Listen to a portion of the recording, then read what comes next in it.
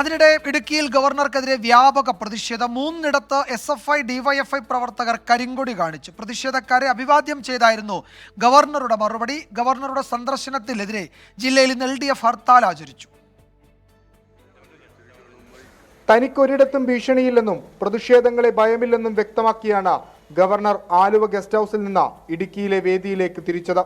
I am already 72. I am living on borrowed times. I feel no threat from anywhere. Have you seen me walking on the road in the market in Kozhikode? ജില്ലാ അതിർത്തിയിൽ ഗവർണറെ വരവേറ്റത് SFIയുടെ കറുത്ത ബാനറും കരിങ്കൊടിയും.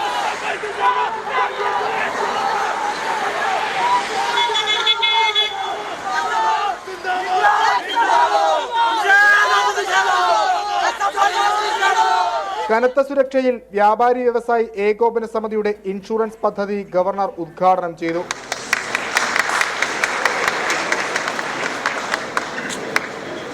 വേദിക്ക് പുറത്തേക്കിറങ്ങിയ ഗവർണറെ കാത്ത വീണ്ടും DYFI. ഇത്തവണ പ്രതിഷേധക്കാരെ അഭിവാദ്യം ചെയ്ത ഗവർണറുടെ മറുപടി.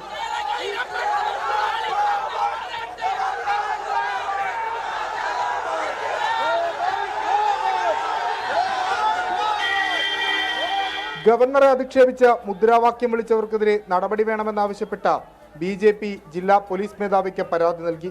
ഇടുക്കിയിൽ LDF പ്രഖ്യാപിച്ച ഹർത്താൽ സമാധാനപരമായി അവസാനിച്ചു. 24 ഇടുക്കി.